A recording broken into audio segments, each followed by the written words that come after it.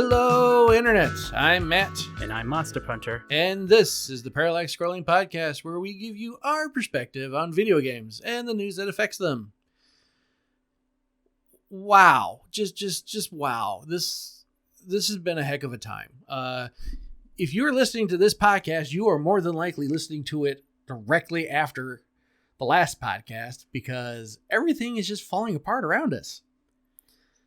Well, I for the record, I haven't been able to help out with any of the editing.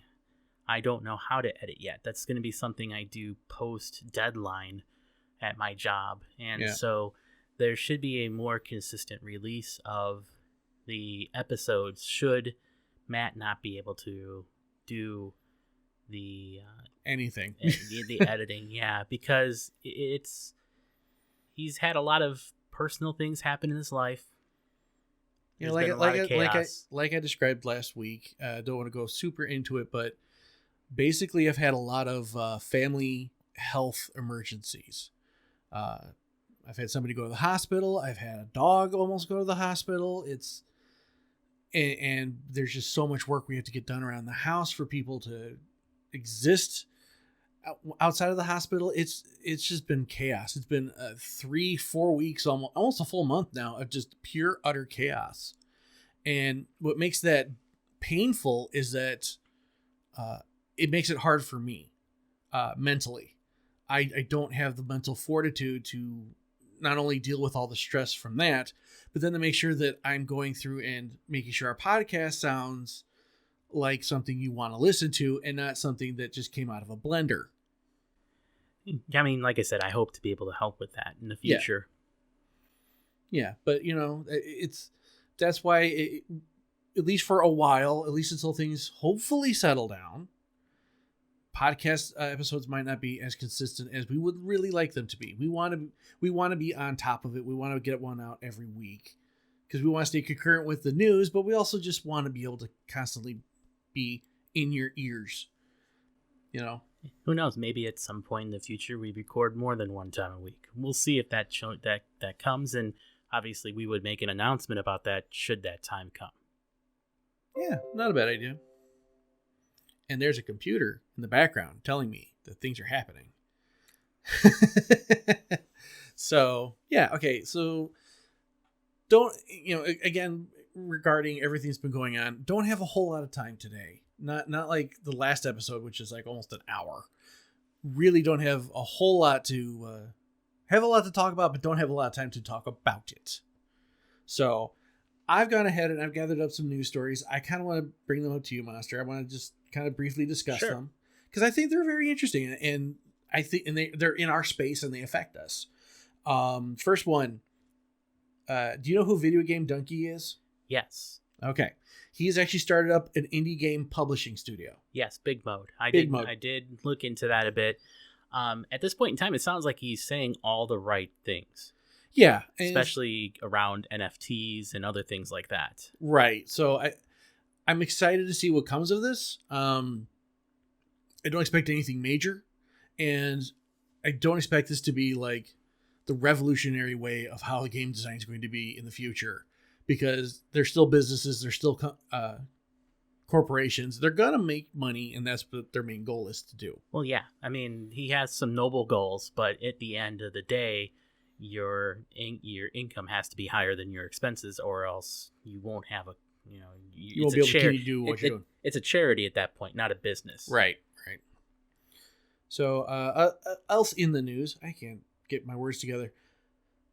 The GTA 6 leaker has potentially been arrested in the UK. Yeah, I saw that too. 17-year-old young man from the UK was arrested in London. And we both kind of talked about this briefly last time we got to meet. But if you are like a high-tech security firm, you need to be finding this person and offering them a job. Like a cushy job. Because that's what ultimately is going to happen. I mean, the people who know how to crack your code and things like that, you want to hire them and, learn how they did it so that you can prevent it in future updates. Exactly. So I don't like the fact that the leak came out. I don't like the way it came out, but at least they addressed the issue. They found the person, and this person might actually get a positive future out of this. Who knows? Who knows? I mean, 17 years old. It's, if I'm not mistaken, he's overseas. Yeah, in London. Europe.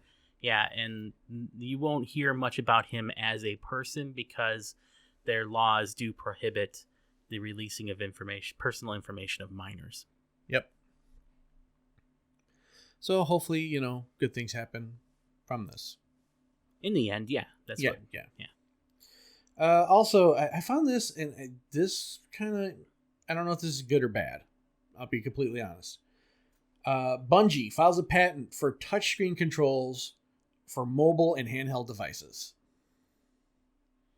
Well, Apple tried to do that at one point in time, if I'm not mistaken. I don't remember the outcome of all that, but the 2-point touch, the swipes, and everything like that. Not that I know that area of law really at all, other than a couple things I've heard. But having said that, there is language in the law that stops you from patenting like some certain things that are kind of obvious. Like you couldn't patent.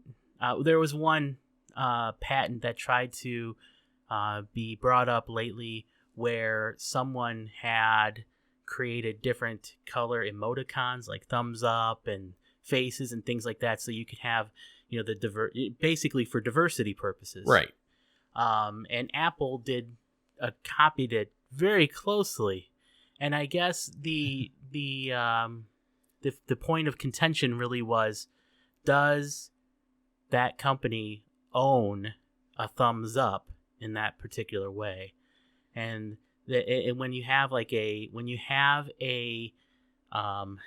don't even, how do I explain it? When you have a something that is plainly obvious, something that is like universal, like it's hard to really patent it. Like the only thing they could really patent at that point is the exact design that they have of that thumbs up, and Apple's was different enough that it didn't matter. It had an extra pinky. Not exactly, but it came down to stupid stuff like dark lines. If you look up Lawful Masses' channel, he's a copyright lawyer, talked about it a little bit. Okay. That's where I learned some of the stuff that I know. Oh, well, that's cool. That's more than I knew. But yeah, we'll see what Bungie does with that information. Does that mean that they're going to move the Destiny series onto mobile and handheld? I don't know. I can't speculate that. It may just be a new IP they're working on, which would be cool too. But we'll just see what happens. But I guess the real question is, are you able to patent gestures? That's going to be a high bar to cross, in my opinion. Yeah, I could see that. All right, my next story, because I got two more. Cyberpunk 2077. Yes. Reached 1 million daily players this past week. And they completely owe it to, and they even say that they owe it to the Cyberpunk Edge Runners anime that came out. Because people watched that, got hooked, and now they start jump back into the game. So... yeah, after that complete debacle of a launch back, I don't know, almost 2 years ago now. Yeah. It's I guess it's good for CD Projekt Red, right? Yeah, yeah. How much of their reputation can they possibly claw back after that debacle? I guess that remains to be seen. Well, if anything, I think looking at No Man's Sky can give you an idea. But not every game can be No Man's Sky. No, but just the fact that it is possible for somebody to have such an abhorrent launch and manage to flip it around. It's possible. But then again, No Man's Sky was not the big budget title that Cyberpunk is. Oh, right. I agree. I'm just saying, like, it just showcases the idea that it's possible. It's possible, but CD Projekt Red has deep pockets from Witcher 3 still, which they're releasing again, or they did already. They came out with a PS5 Xbox Series X patch, I believe. Yeah. Well, Cyberpunk may have sold or reached 1 million players, but it was not the most viral game last week. Probably ever right now. That current honor belongs to, you're going to like this, Trombone Champ. Trombone Champ? Have you seen it? No, I haven't. I will have to show you it later. It is fantastic. People say that it's supposed to be a joke game. The development studio, it's just a guy and his wife making this game, and it's basically people are equating it to Guitar Hero meets trombone. Oh God. But for those of us who are more educated, more versed in the video game space, push up my glasses. It's much more like Guitar Man. I was wondering if that was what you're going to say. Yes, it is much more like Guitar Man, but it's. I'll show you the trailer. You will laugh because it's just a funny trailer. But the whole thing is, you pick your player, you pick your character, you pick your trombone, and then you use your mouse to click and slide and move along the waveforms to play your trombone to the song. That really is a lot like Guitar Man. Yes. Or Guitar Man. Guitar Man. Because Guitar Man was simply moving the analog sticks to the beat. The same way. You would move it back and forth to do things, and that's very similar. Yeah, exactly. And that's why I was like, I don't know why people are equating this to Guitar Hero. It's more Guitar Man, but yeah. I actually kind of want to play it. I'm not going to lie. And you'll see why once I show you the trailer. Wow. I thought you were talking about Guitar Man. I always want to play that. It is a great game. It is a great game. Fire up your PS2s, everybody, or download the emulator. Well worth your time. Yes.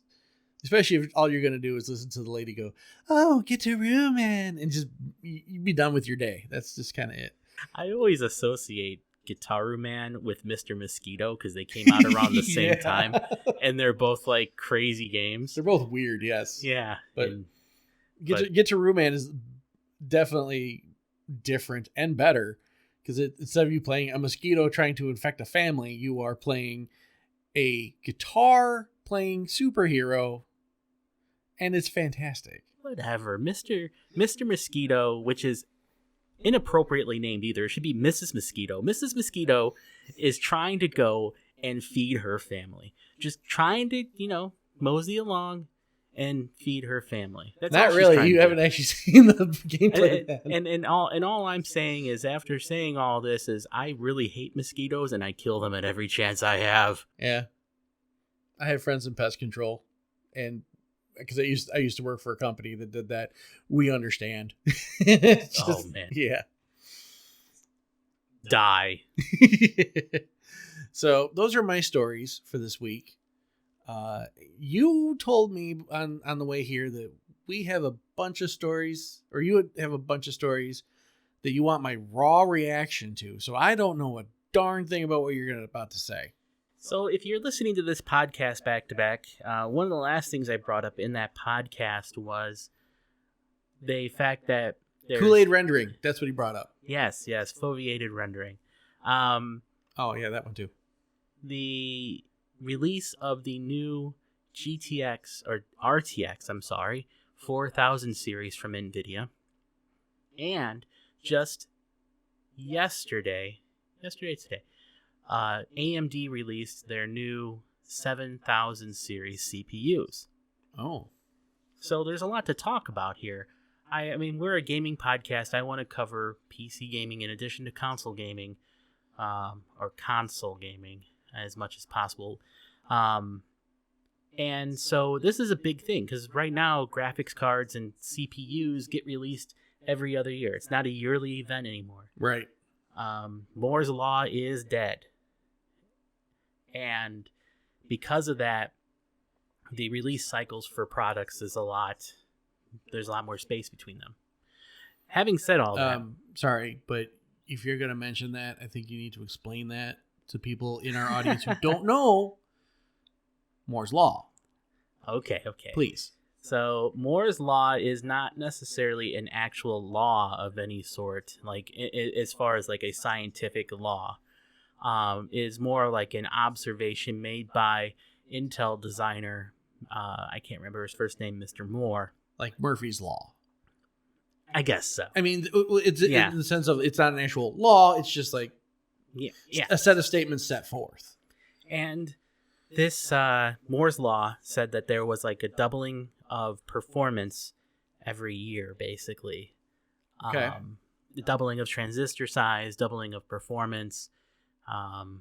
And now that's really slowed down. The foundry process, by meaning the process nodes that the chips are made on, they shrank a ton over the years. But now we're getting down to a point where the laws of physics are, there's not much give in there anymore. And we'll see where things go in the future. They're talking about using graphene possibly for transistors, among other things. Really? But yes, there's been a lot of talks about those kind of things. But graphene hasn't been used because silicon is more available and cheaper to produce. I was going to say, because if they use graphene, then they're going to jack up the prices on the cards to make up for the cost. But the prices are going up anyway right now. So that brings me to what I wanted to say. Yeah.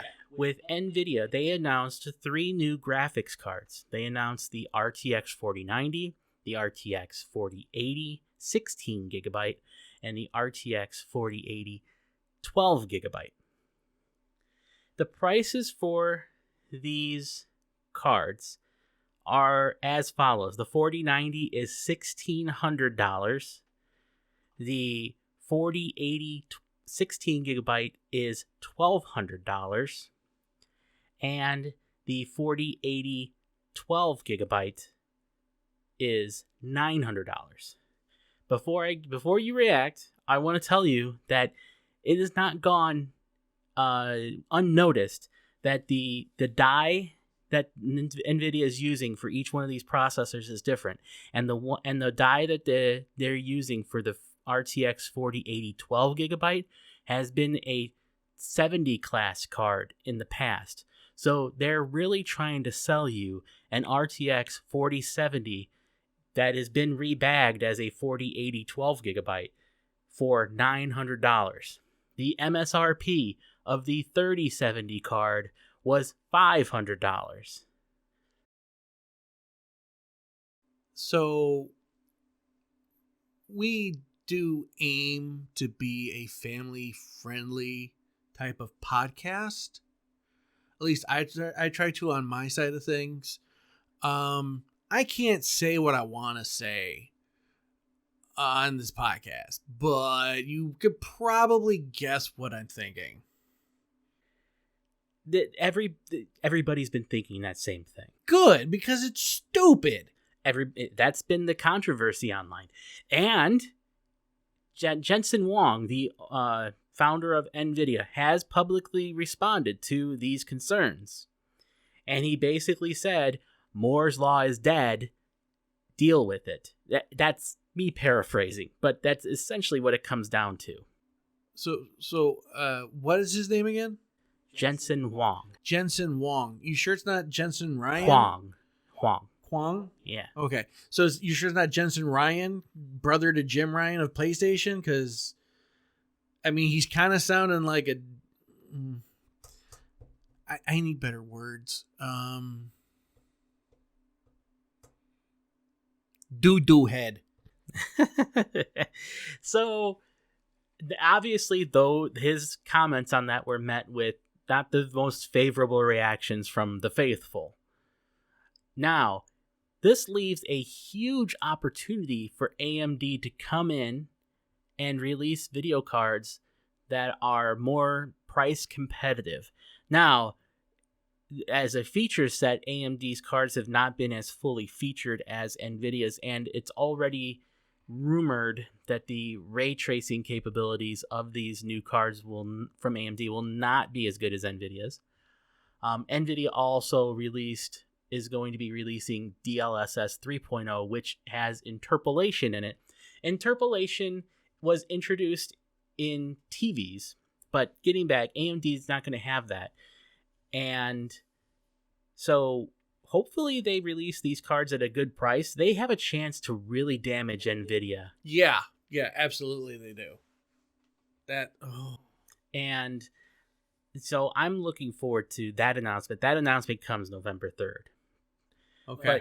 So NVIDIA is claiming 2 to 4 times in performance increase over prior generation.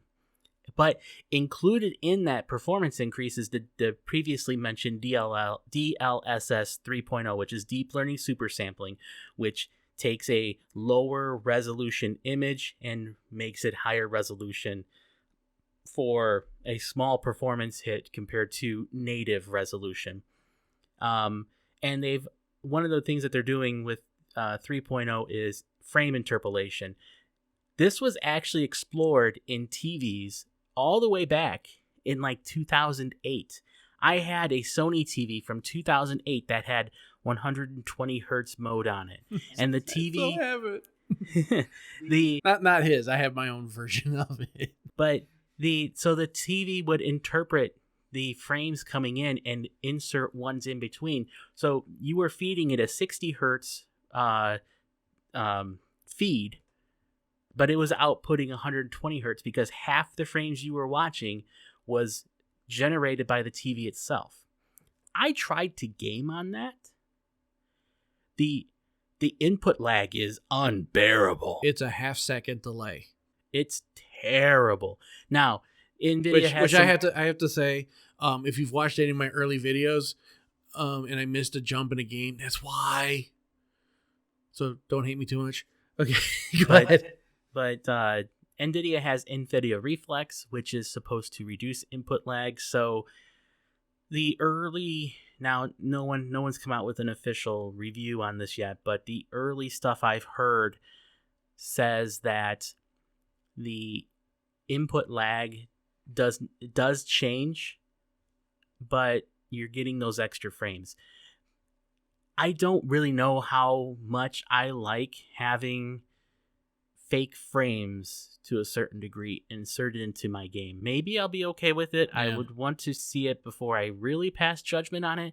But based on my knowledge of the 120 hertz TVs from back in the day, I couldn't do it. I thought the 120 hertz mode I never used. Yeah. It always looked fake to me. Like I could tell, some people couldn't tell, but I could tell.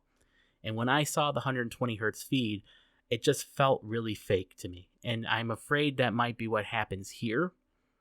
And it's a wait and see kind of thing. So those are the technologies NVIDIA is leaning on. They're really pushing ray tracing. They're really pushing DLSS 3. And they're trying to command a substantial price premium for these things. I really hope AMD comes in at a really competitive rate. They have their own frame upscaling technology that they're using. It's not as good as NVIDIA's right now, but if it's good enough and they keep improving it, then they may have a really big winner on their hands. Well, you know what else I've heard? The Reflex is a lonely child. Excuse me while I don't get your joke. Really? Duran, the Reflex? No. I've heard of Duran. I've heard Duran, yes, but... Yes, the song, The Reflex. Oh, The Reflex. I'm terrible with... Wow. I'm terrible with names. Terrible. Dude, this is why you listen to this podcast. You get all the technical stuff from Monster, and you get all the fun stuff from me. Oh, that is certainly not true. Exactly. That is certainly not true. Yep. Also, the other thing is AMD has released their 7000 series CPUs. The early results on those they are very good. They run very hot, and the CPUs themselves are priced okay. The 7600X, which is the 6-core 12-thread model that is honestly the best gaming CPU out of the bunch. You obviously you get more frames if you go up to like the 8-core, maybe even the 12-core.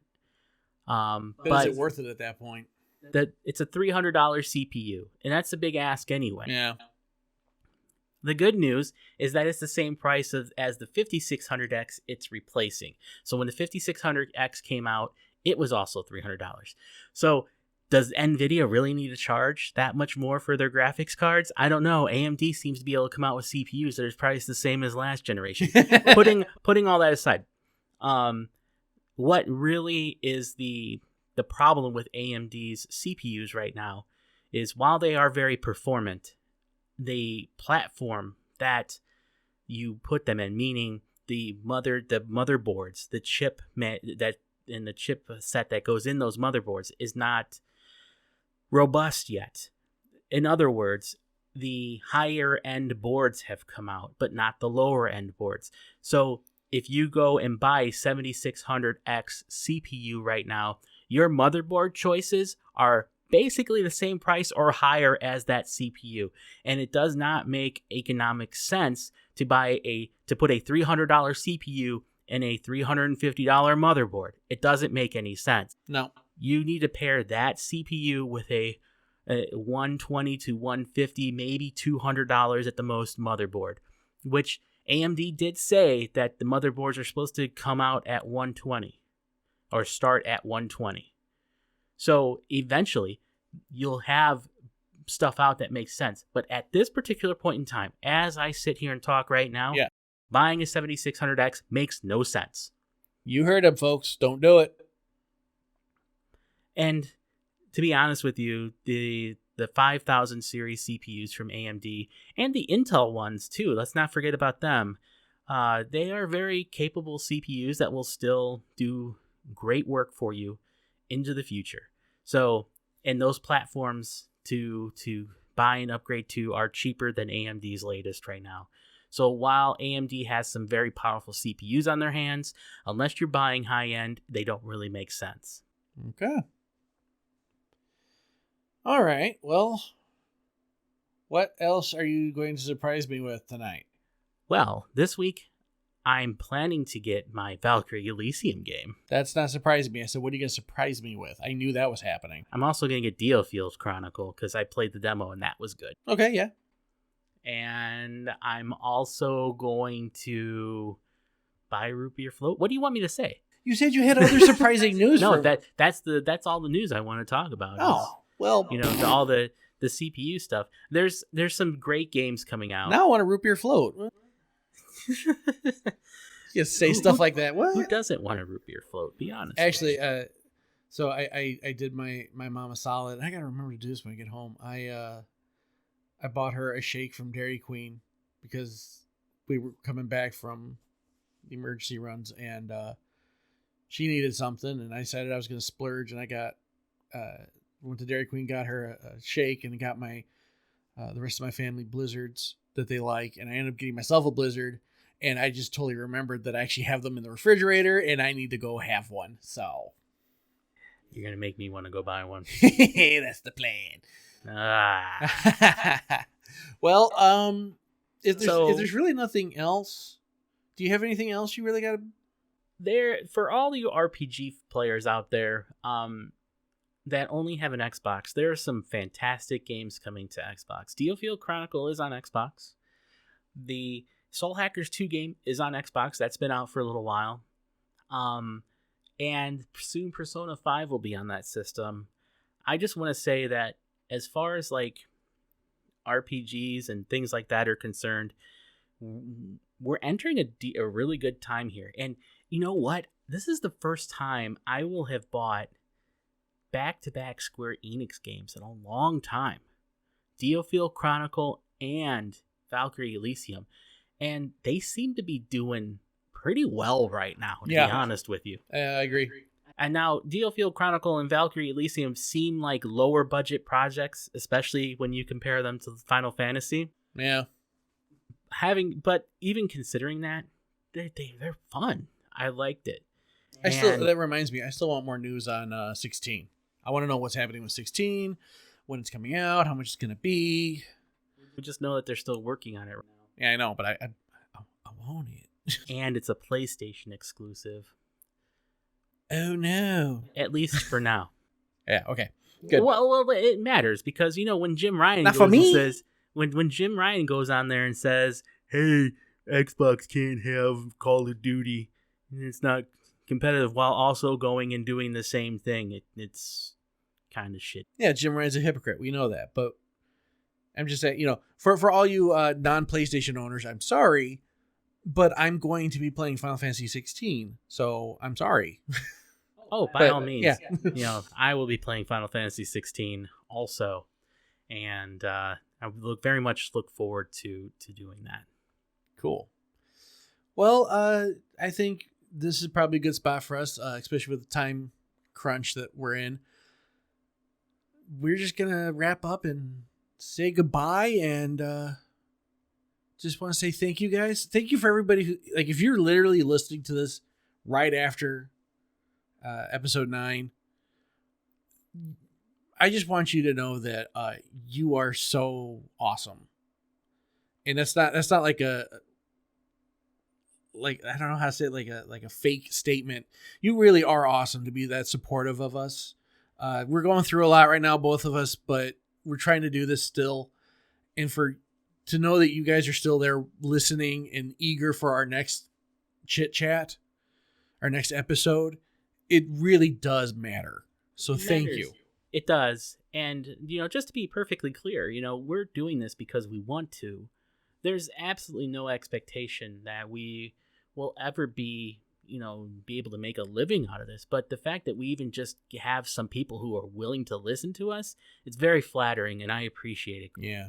Hey, maybe if we do get big, maybe we should sell root beer floats. Covered in root beer floats. Anyhow, on that note, thank you guys so much for listening. We appreciate you very much. Who doesn't want root beer floats covered by root beer float? Me, that's a mess. Anyhow, thank you guys so much for listening. We do appreciate you. We thank you for all the support. If you do want to support us right now, we are on only on YouTube, but we're still working on trying to get on some other platforms. But while we're on YouTube, please consider liking, subscribing. Definitely leave your comments in the comment section. I want to keep talking with you guys. I want to keep a dialogue open. Beyond that, if you really like the sound of my voice, you can find me over on Matt Finish. I haven't had time to change the name. Everything's just been chaos. So you can head on over to Matt Finish. I'm playing video games over there when I can. And, Monster you can find over on Twitter at Monster _ Punter on Twitter. And say something. I will respond. Yeah, talk to him. He doesn't bite through the screen much. Yeah. All right. My brain's turning into mush. Thank you guys again. Have yourselves a fantastic day. We will see you in the next one. Take care. Later.